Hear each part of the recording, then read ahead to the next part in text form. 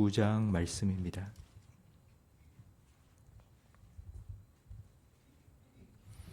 요한계시록 19장 11절부터 16절까지 한 절씩 교독하겠습니다. 또 내가 하늘이 열린 것을 보니 보라 백마와 그것을 탄 자가 있으니 그 이름은 충신과 진실이라.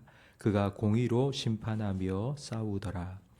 그 눈은 불꽃 같고 그 머리에는 많은 관들이 있고 또 이름 쓴 것 하나가 있으니 자기밖에 아는 있고 또 그가 피 뿌린 옷을 입었는데 그 이름은 하나님의 말씀이라 칭하더라.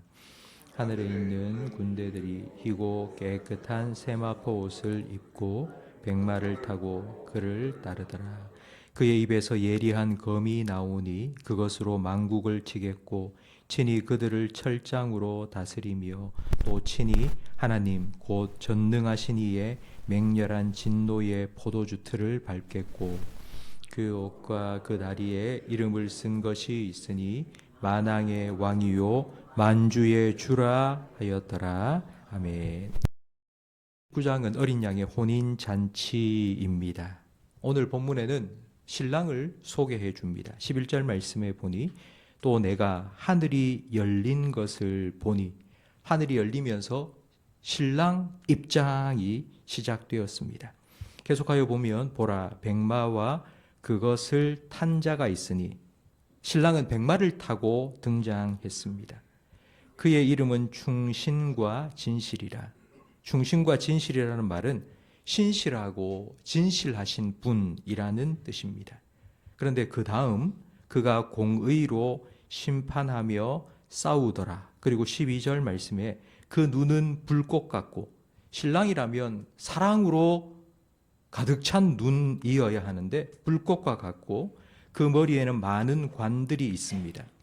머리에 많은 관들이 있다는 것은 고대에는 전쟁을 하고 승리를 하면 자기가 정복한 나라 왕의 왕관을 자기 머리에 쓰곤 했습니다. 그러니까 지금 등장한 신랑은 결혼식에 참석한 신랑의 모습이 아니라 전쟁에 참석하고 승리하고 왕의 모습과 같습니다. 그리고 12절 말씀 끝에 보면 이름을 쓴 것이 하나가 있으니 자기밖에 아는 자가 없다고 말씀합니다. 그러니까 그 신랑의 이 가슴에 이름이 하나 쓴 것이 있는데, 근데 그 이름은 다른 사람은 무슨 뜻인지 모르고 오직 신랑 자기만 아는 이름입니다. 그러니까 이 말은 이런 의미입니다. 우리가 이때까지 알고 왔던 예수님이 아니라는 뜻입니다. 예수님이 분명히 우리의 신랑으로 다시 오시는데 이전까지 우리가 알던 예수님과 완전히 예수님께서는 우리와 혼인잔치를 하기 위해 오셨다는 의미입니다. 왜 자기밖에 모르는 이름을 가지고 예수님께서 오셨을까요? 우리가 이전에 완전히 다른 모습으로 예수님께서는 우리와 혼인잔치를 하기 위해 오신 걸까요? 그 이유가 13절 말씀에 기록되어 있습니다. 또 그가 피 뿌린 옷을 입었는데, 결혼식에 참여하는 신랑이 피를 입고 등장한 것입니다. 그럼 이 신랑은 예수님인데 예수님의 옷에 피가 가득합니다. 그러면 예수님과 피 하면 우리는 자동적으로 연관시키는 것이 있습니다. 예수님께서 십자가에 흘리신 보혈 흔히 생각합니다.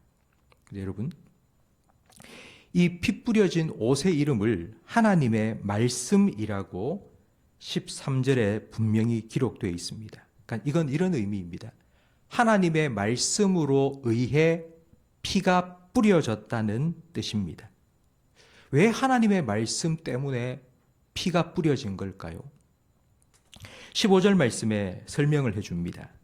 그의 입에서 예리한 검이 나오니 그것으로 만국을 치겠고 친히 그들을 철장으로 다스리며 또 친히 하나님 곧 전능하신 이의 맹렬한 진노의 포도주 틀을 밟겠고. 신랑 되신 예수님이 결혼식을 하러 왔는데 그 예수님의 모습은 세상을 정복한 왕의 모습이고, 그리고 그 피가 가득히 뿌려져 있습니다. 왜냐하면 예수님께서는 그 입에 날카로운 검이 나와서 맹렬한 진노로 마치 포도주 틀을 밟듯이 세상의 모든 하나님의 대적자, 하나님 백성의 대적자들을 심판하셨기 때문입니다.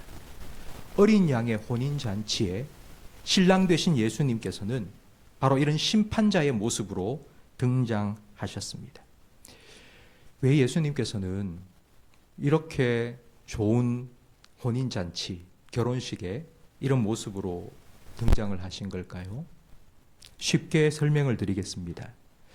여러분이 잘 아시는 춘향전에 이몽룡과 성춘향은 서로 사랑했습니다.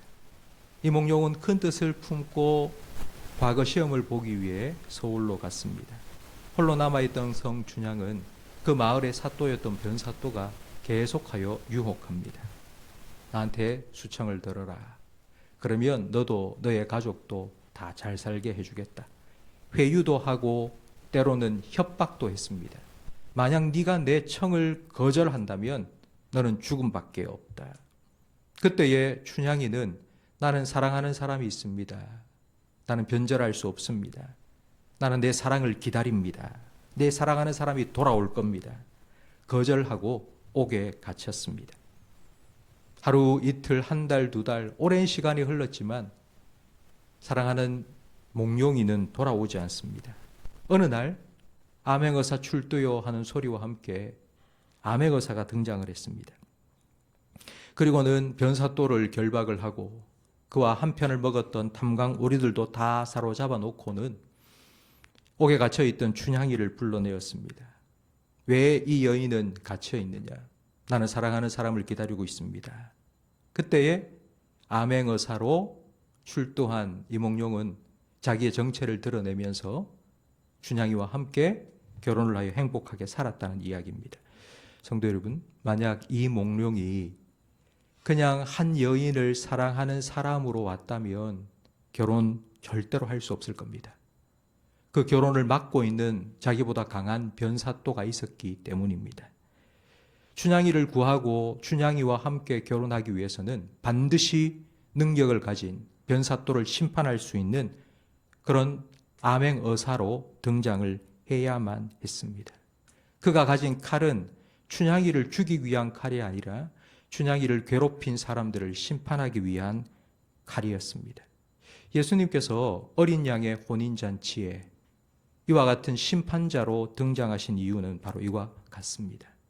완벽한 결혼식, 예수님과 우리와 완벽한 결혼식을 위해서는 반드시 철저한 심판이 선행되어야 했기 때문입니다. 요한계시록에는 우리가 읽기에도 참 무시무시한 재난과 심판이 기록되어 있습니다. 그런데 성도 여러분, 그 심판은 우리를 위한 것이 아니고 우리를 대적하는 자들을 위한 것입니다. 우리를 위해서는 어린 양의 혼인잔치가 준비되어 있습니다. 그렇다면 우리는 춘향이처럼 신랑을 기다려야 됩니다. 우리에게 수청을 요구하는 많은 것들이 있습니다. 한 번만 눈 딱 감고 한 번만 내 청을 들어달라고 유혹하고 때로는 협박하고 때로는 회유합니다. 단 한 번만 눈 딱 감고 다들 괜찮다고 말합니다. 그때에 춘향이처럼 저는 사랑하는 사람을 기다리고 있습니다. 곧 올 겁니다. 저는 변절할 수 없습니다. 저는 제 사랑을 지키겠습니다. 곧 올 겁니다. 유혹을 뿌리치고 순결을 지켜야 합니다. 무엇보다도 다시 오실 신랑 되신 예수님을 사모하며 다시 만날 그날을 고대하며 기다려야 합니다. 성도 여러분, 어제 저녁에 우리 교회 성도님 아버지 장례식에 참석을 했습니다. 장례 예배를 드리면서 장례는 우리 살아있는 성도들에게 죽음의 예행 연습이라고 말씀을 드렸습니다. 성경에 보면 잔치집에 가는 것보다 초상집에 가는 것이 더 지혜롭다고 말씀합니다. 다른 사람의 죽음을 보면서 그 죽음이 나와 무관한 것이 아니라 나도 곧 앞서거니 뒤서거니 주님 앞에 서게 될 날이 있다는 것을 우리는 다시 깨닫게 되고, 그것을 깨달으면 오늘 하루를 어떻게 살아야 할지를 다시 한번 깨닫게 되기 때문입니다. 성도 여러분, 예수님께서는 나는 도둑과 같이 올 것이라고 말씀하셨습니다. 예수님을 다시 만날 그날이 예수님이 우리 앞에 서게 되든지 아니면 우리가 예수님 앞에 서게 되든지 그 둘 중에 무엇이 먼저 우리에게 찾아올지 우리는 알 수 없습니다. 그러나 반드시 그날은 우리에게 올 것입니다. 그게 오늘이 될지 10년 후가 될지 우리는 알 수 없습니다. 그날까지 신랑 되신 예수님을 사모하는 마음으로 기다리며 우리의 믿음을 흔들고 유혹하는 많은 것들을 다 물리치고 처음 사랑을 끝까지 지키며 주님 만날 그때에 기쁨으로 주님, 예수님, 주님 품에 안길 수 있는 저와 우리 모든 성도님들이 되시기를 예수님 이름으로 축복합니다. 기도하겠습니다. 보라, 내가 속히 오리라 약속해 주신 예수님,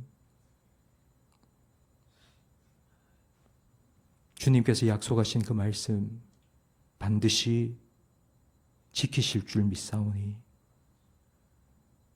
초대교회 성도들이 수많은 박해와 환난 가운데서 서로 만날 때마다 마라나타 마라나타 아멘 주 예수여 어서 오시옵소서 주님이 곧 오실 것이라고 서로 인사하고 재림의 소망을 품었던 것처럼 우리에게도 그와 같은 천국의 소망, 부활신앙, 재림의 확실한 소망을 허락하여 주시옵소서. 주님을 만날 그날이 언제인지 우리는 알 수 없사오니 그날까지 주님을 향한 처음 사랑 잘 지켜나갈 수 있도록 성령으로 말미암아 십자가의 사랑을 폭포수와 같이 우리의 심령 속에 부어 주시옵소서. 주님 다시 만날 그날 기쁨으로 주님을 만날 수 있도록 우리 모든 성도들의 생각과 삶을 주님의 은혜로 지켜 주시옵소서. 예수님 이름으로 기도합니다. 아멘.